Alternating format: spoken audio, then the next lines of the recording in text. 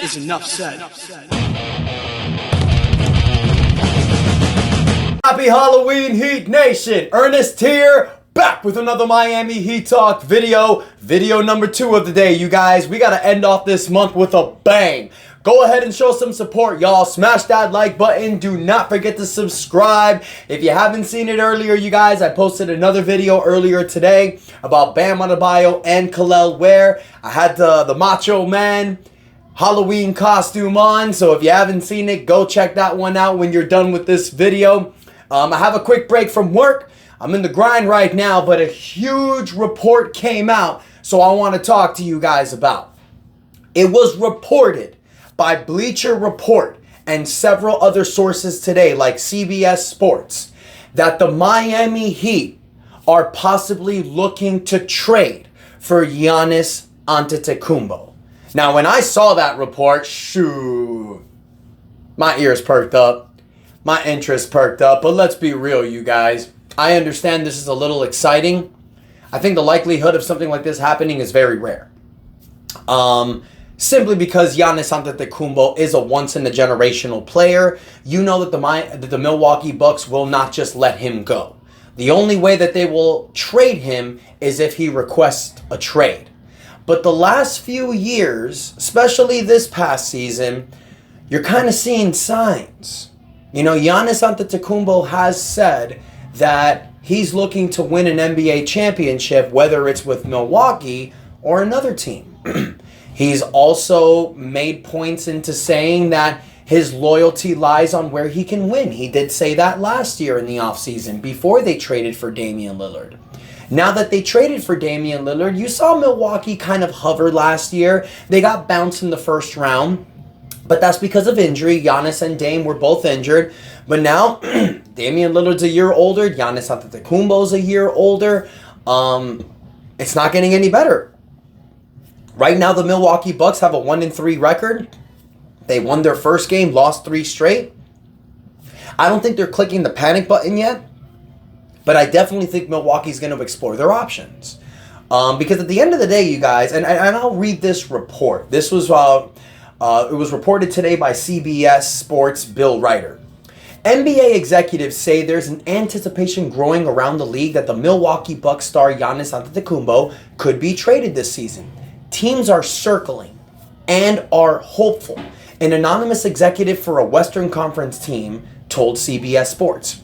Another NBA executive told Ryder that they wouldn't be surprised if an Antetokounmpo trade happens by the February 6th trade deadline.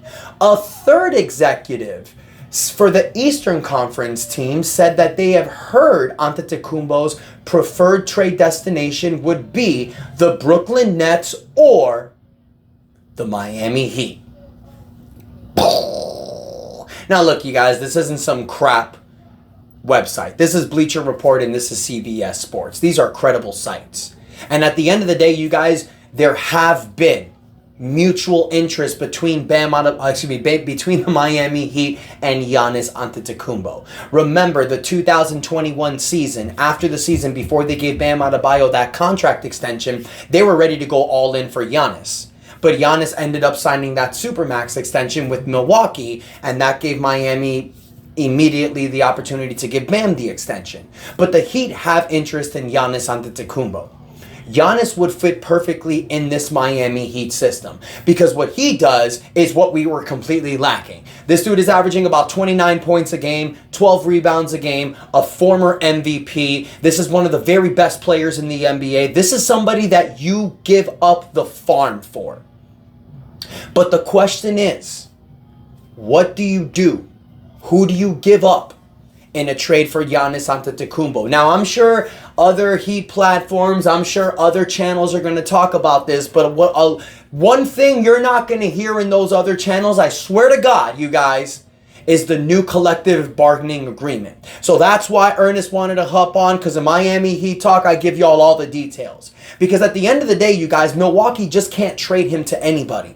They're a second apron team. And for those of you that don't remember, when you're a second apron team, you cannot aggregate players in a trade, which means you can't add multiple players. You cannot take back more money than what you're giving away. You have to match the salaries.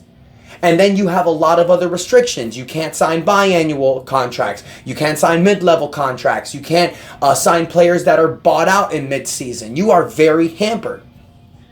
But I have an idea that the Miami Heat can do. Because when you're trading a superstar, what are you looking for? Expiring contracts, future first-round draft picks, and possibly young players.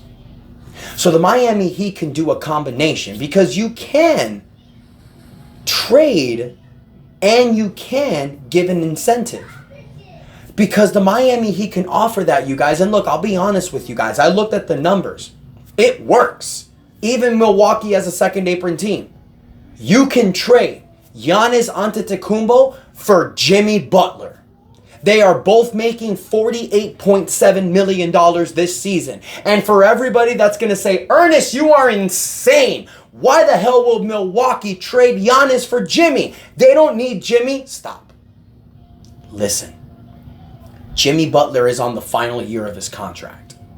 Jimmy Butler does have a player option next year, which he can opt out after this season. And it's been reported multiple times that Jimmy Butler is looking to opt out of that contract and go into free agency.